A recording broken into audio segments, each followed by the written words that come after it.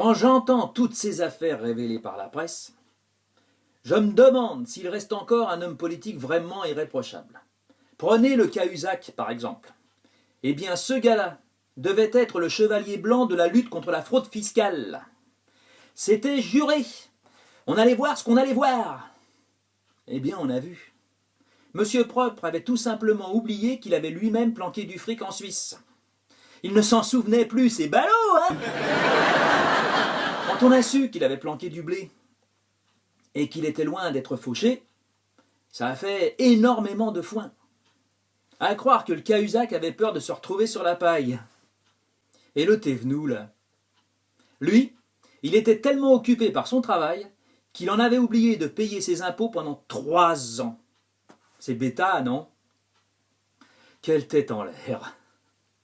Il était tellement étourdi qu'il en avait même oublié de payer ses contraventions, ses loyers et même son kiné. Ah, si le Cahuzac est atteint d'amnésie chronique, le Thévenoud, lui, doit souffrir d'engourdissement cérébral. Ou alors il est carrément atteint d'Alzheimer précoce. Moi, en fait, je dis que ce n'est qu'un roublard qui se peigne notre tête à défaut de payer ses factures. Mais le plus scandaleux dans tout ça, c'est que le Thévenoud s'accroche à son siège de député comme un morpion au testicule d'un pouilleux. Ah, il n'a pas honte, le morbac. Et voilà maintenant qu'on apprend que 3 parlementaires auraient oublié de déclarer leur compte à l'étranger. Ça, c'est le pompon, comme on dit dans la marine. Décidément, les hommes politiques ont les méninges encrassés. C'est inquiétant. Parce que s'ils ont plus de trous de mémoire qu'une passoire, je me demande si nos parlementaires n'auraient pas le cerveau atrophié. Remarquez, plus rien ne m'étonne. Il paraît que certains hommes politiques traînent tellement de casseroles qu'ils pourraient se monter une batterie de cuisine. Moi, je dis que ces gars-là devraient porter des couches culottes, parce qu'ils ont le cul plus merdeux qu'un nourrisson chiasseux. Et dire qu'ils osent nous donner des leçons de morale alors qu'ils n'ont pas le cul propre.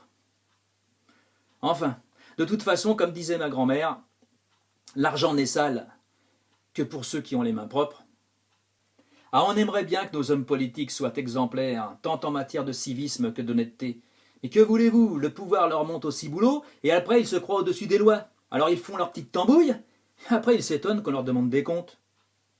En fait, je crois que les hommes politiques sont plus nocifs que le tabac, parce qu'ils n'arrêtent pas de nous enfumer. Certains pratiquent la langue de bois depuis tellement longtemps qu'ils doivent manger de la sueur. Et puis ils nous mènent tout le temps en bateau. Alors pour les suivre, il faut avoir le pied marin. Mais qui c'est qui rame? C'est nous! Moi je dis que les hommes politiques sont sujets à une pathologie aiguë de foutage de gueule. Ces gars-là, tu les prends la main dans le sac, ils te soutiennent que ce n'est pas la leur. Tu leur mets le nez dans leur merde, ils te disent que ça ne pue pas.